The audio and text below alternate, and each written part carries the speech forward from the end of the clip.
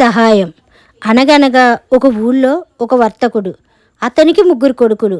ఒక రోజున అతను ముగ్గురిని పిలిచి తన ఆస్తిని ఈ విధంగా పంచిపెట్టాడు. వ్యాపారం అంతా మొదటివాడికి, రెండోవాడికి గాడిదను, మూడోవాడికి పిల్లిని. పెద్దవాడు రెండోవాడు మాట్లాడలేదు. కానీ కడపటివాడు మాత్రం తన వంతుకు ఎందుకు పనికిరాని పిల్లి వచ్చింది కదా అని చాలా విచారించాడు. అతని విచారం చూసి, ఓయి పిచ్చివాడా, నన్ను గురించి అంత తేలిగ్గా ఆలోచిస్తున్నావేమిటి? నాకొక బూట్ల జత, ఒక సంచి కొనిపెట్టు. నీ అన్నలిద్దరికంటే నువ్వే అదృష్టవంతుడివని అనిపిస్తాను అని పిల్లి ధైర్యం చెప్పింది. పిల్లి చెప్పిన మాటలకు అతను సంతోషించి ఒక చక్కటి బూట్ల జత, అందమైన సంచి కొనిచ్చాడు. అప్పుడు పిల్లి సోకుగా బూట్ల జత తొడుగుకొని సంచి భుజాన వేసుకొని కుందేలు తిరిగే స్థలం చేరుకుంది. సంచిలో కొంచెం తవుడు పోసిపెట్టి తను ఆ దగ్గరనే ఉలుకు పలుకు లేకుండా పడుకున్నది. తవుడు వాసన తగలగానే ఒక కుందేలు గబగబా వచ్చి సంచిలో దూరింది. ఆ మట్టున బూట్లు తొడుక్కున్న పిల్లి సంచి కట్టివేసి భుజాన వేసుకుని రాజుగారి దగ్గరికి ప్రయాణమై వెళ్ళింది. రాజుగారిని చూడగానే సలాము చేసి, మహారాజా, మా కందారాజులం గారు ఏలిన వారికి దీనిని కానుక సమర్పించుకున్నారు అని చెప్పి సంచిలో కుందేలును రాజుగారి ముందు పెట్టింది. ఆయన పిల్లి తెచ్చిన కానుక పుచ్చుకొని, మీ కందారాజులం గారితో మేము సంతోషించామని చెప్పు అని పిల్లిని పంపించి వేశారు. బేష్, బాగున్నదనుకుని బూట్లు తొడిగిన పిల్లి మరనాడు ఉదయం కొంగలు ఉండే దిక్కుకు పోయింది. అక్కడ కొన్ని కొంగలను సంచిలో చిక్కించుకొని మళ్ళీ రాజుగారికి వాటిని బహుమతి చేసింది. రాజు చాలా సంతోషించి, పిల్లి పిల్లి, నేను, మా రాణి, మా అమ్మాయి మీ కందారాజులం గారిని చూడవస్తాము అన్నారు. మహారాజులం గారి ఏనుగు అంబారీ బయలుదేరే లోపల బూట్లు తొడుక్కున్న పిల్లి పరుగు పరుగున పోయి యజమానిని కలుసుకుంది. బాబాయ్, నువ్వు నేను చెప్పినట్లల్లా చేస్తూ ఉండు, ముందు చొక్కా విడిచి చెరువులోకి దిగు అని చెప్పింది.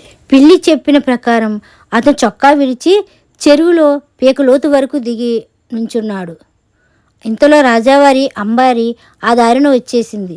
పిల్లి వెళ్ళి, మహారాజా, మా ప్రభువు గారు స్నానానికని చెరువులో దిగడం చూసి వారి వస్త్రాలు దొంగలెత్తుకుపోయారు, పాపం ఆయన నానిపోతున్నారు అని చెప్పింది.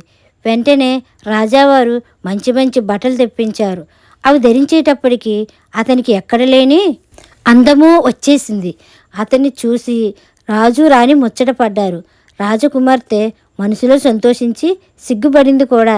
అది కనిపెట్టి ఆమె తల్లిదండ్రులు, ఈ కుర్రవాడు మనకు అల్లుడైతే బాగుండును అనుకొని అతన్ని కూడా అంబారీలో ఎక్కించుకున్నారు. ఇంతలో బూట్లు తొడుక్కున్న పిల్లి మరొక గమ్మత్తు చేసింది. ఒక రాక్షసుడు నివసించే పెద్ద భవనం చేరుకొని, ఓయి రాక్షసరాజా, ఇప్పుడు మన మహారాజా వారు అంబారీ మీద ఇక్కడికి దయచేస్తున్నారు. వారిని సంతోష పెట్టడానికి నువ్వు వినోదాలు ఏమైనా చేయగలవా అంది. ఏమైనా చేయగలను అన్నాడు రాక్షసుడు. మరైతే ఒక జంతువైపో చూద్దాం అని పిల్లి అన్నది. రాక్షసుడు సింహరూపంలో కనబడ్డాడు. అబ్బే, ఇటువంటివి అందరూ రాక్షసులు చేస్తారు. చిన్న జంతువుగా మారటమే గొప్ప. చేతనైతే చుంచుగా మారి చూపించు అని వాడిని పిల్లి ఉసుగొలిపేసరికి ఉబ్బిపోయి రాక్షసుడు చుంచులా మారిపోయాడు. చుంచు రూపంలో ఉన్న రాక్షసుడిని పిల్లి గుడుక్కని మింగేసింది. అప్పుడు పిల్లి ఖాళీగా ఉన్న ఆ పెద్ద భవనంలో చక్కటి ఏర్పాట్లన్నీ చేసి మహారాజా వారిని పరివారాన్ని అందులో ప్రవేశపెట్టింది. ఇదే మా కందారాజులం గారి భవనం చూడండి అని చెప్పి రాజావారు చూసి వచ్చే లోపల అందరకు పంచభక్ష పర్వణాలతో గొప్ప విందు జరపడానికి కూడా తగిన ఏర్పాటు చేసింది. విందు భోజనాలైన తర్వాత తాంబూలాలు వేసుకునే సమయంలో మహారాజు వారు, పిల్లి పిల్లి, మీ కందారాజులం గారిని చూసి మేమంతా చాలా సంతోషించాము. మరి ఆయనకు ఇంకా పెళ్లి కాలేదని చెప్పావు కదా, మా అమ్మాయినిచ్చి పెళ్లి చేస్తాం, ఏమంటావు అన్నారు. తప్పకుండా అలాగే చేయండి. అయితే వారి చేత ఒప్పించినందుకు నాకు మాత్రం కొత్త బూట్ల చేత కొనిపెట్టాలి అన్నది. ఈ మాటకు అక్కడి వాళ్ళంతా నవ్వుకున్నారు.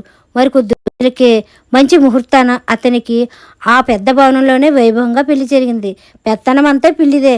పెళ్లిలో మహారాజు గారి పిల్లికి కొత్త బూట్లు బహుమానం ఇచ్చారు.